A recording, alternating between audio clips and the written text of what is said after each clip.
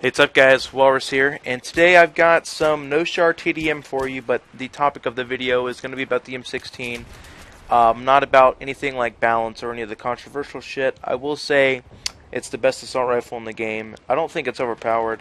If they really wanted to balance it, they could just drop the frame rate by like 50 or add a little longer of the reload. It's really not much different from the M416. And to be honest, when I use the M416, I can't really tell a difference between the two of them except for at long range. I do think the M416 is better. But you know, you always gotta have a top dog, and if the M16 is that, then so be it. I'm gonna use it. But today I'm gonna talk about specifically why I use what I use on the M16. I've always been the kind of guy that it's great if you tell me to do something, but I want to know why. And so I'm gonna explain to you the reason behind the attachments I put on my M16. Now, to start off, you choose the sight. Now, I'm going to go simple. What a lot of people, do. You probably heard this from other people. Why I use a Cobra or a red dot over other ones. Well, first of all, in Battlefield 3 and in other games as well. I know it's the case in Rainbow Six and in Call of Duty, those games as well. When you put a an ACOG or anything, above like that, it adds recoil to the gun. That's obnoxious. It's not good for long range as it's supposed to be because of this, and I just don't like it. And I don't get into long enough engagements, like 500 meters or some shit, which where I'd want to use one. Okay, I use the Cobra because it's good at all ranges. If someone's like, down a 100-meter lane and they're head glitched, I can still pick them off fine with the Cobra. The ACOG doesn't have good enough benefits, and those high-range scopes don't have good enough benefits for me to use them over another one. It's not Arma where you could actually get away with using it, but I don't.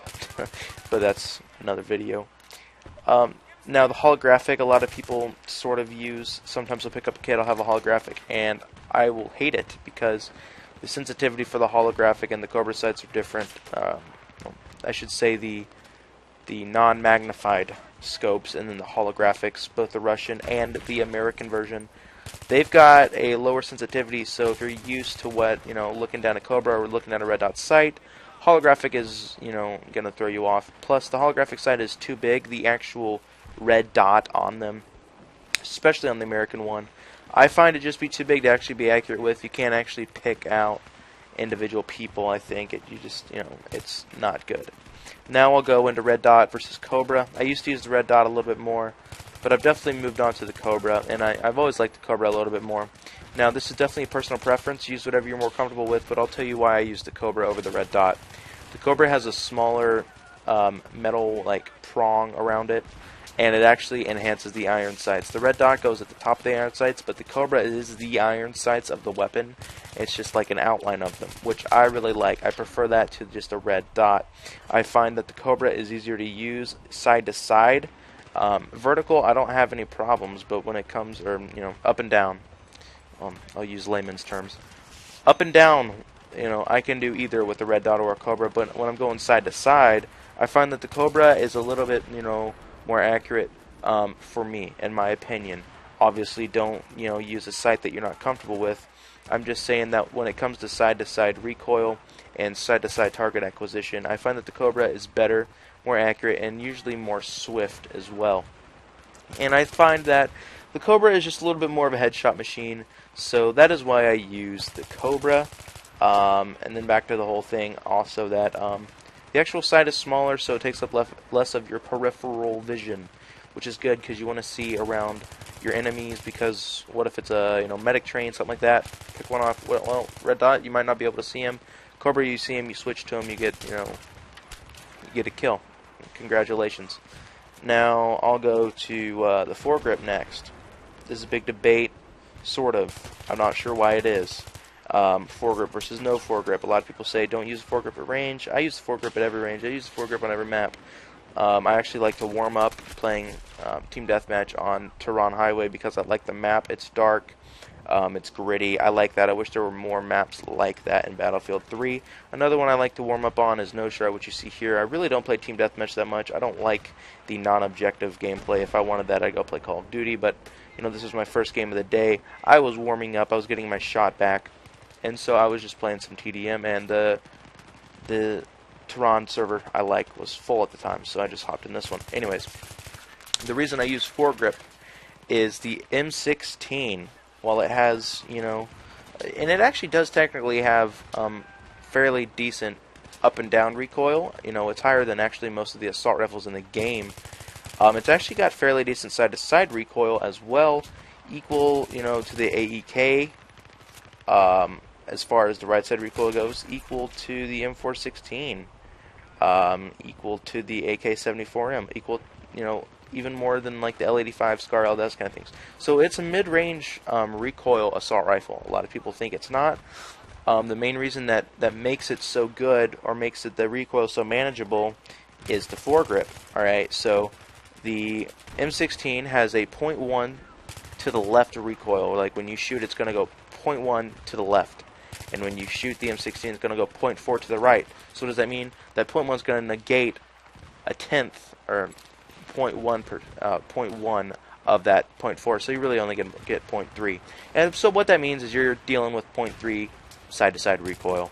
And the 0.25 vertical, or up and down, that's really not much at all. It's manageable. So you pop a foregrip on there, and you're not really dealing with side-to-side. All you gotta do is worry about up and down, which all you gotta do is pull down on your mouse, and that's pretty easy. You'll get muscle memory of that after maybe 2 games. I mean, it's pretty great. So, yeah. I mean, that's why I use the foregrip. I don't understand why you wouldn't use it. All it does is it makes the gun, more uncontrollable. And when I say that, I'm not saying it like it's this big, massive light machine gun that you gotta, you do 360s on your desk to control. I'm just saying it adds unnecessary recoil that you shouldn't have to worry about when you can just throw a foregrip on there. And it's really not detrimental at range, because I can still pick people off at range, I find. So that's it. And then there's heavy barrel. I really shouldn't have to explain this to you. It makes the gun more accurate. It does make your hipfire worse, but who cares? Because just who cares? Close quarters, aim at their face, and they'll die. I promise. I promise. It works every time. A headshot to the face and close quarters, it's going to take 2 bullets. Congratulations. Aim at their face.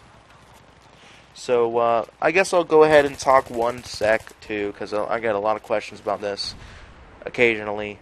So I get some occasional pop-ups here and there about this. Is Walrus. How do you revive so fast? What the shit? Well, that's really simple. I have a Logitech G500.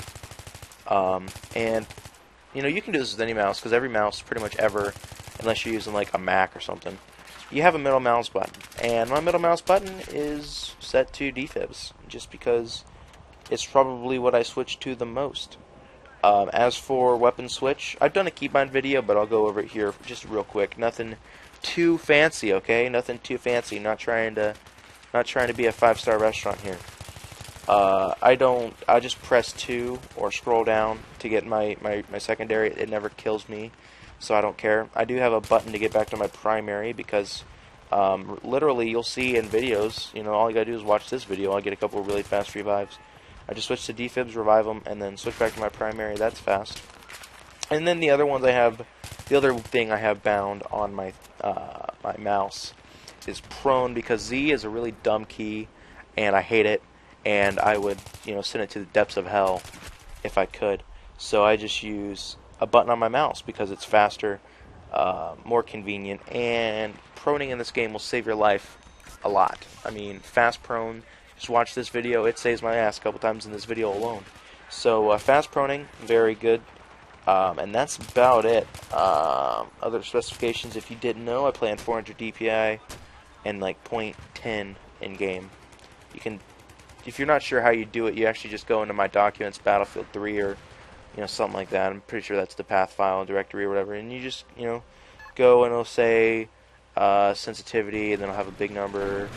Just set it to something in the slider, so something you can actually visibly see. And once you find something comfortable, just copy paste it, and then make sure I would recommend saving before. This is a good tip for any game. Before you actually change the file, save it to the desktop or somewhere manageable that you can get back easily to. So if you mess up and your game DDoSes you and actually actually comes through the screen and tries to take you over, all you gotta do is go back and be like, yo, go back to regular settings and it'll work. So that's all. And I use a Razor and ANSI, so I don't actually hit Control or Shift either. I got buttons below the spacebar which do that for me. So I hope this thing never breaks, because Shift and Control hurt my pinkies. So I just talked way too much. I hope you guys enjoyed the video. This is just me warming up, so if it's shitty gameplay, I'm sorry.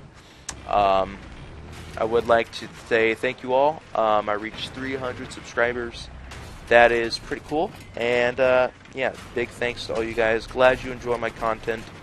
You know, I do this for fun, and it's been quite rewarding to be able to help people and entertain people. So this is definitely a mutual thing we got going on here, and I definitely am going to continue it.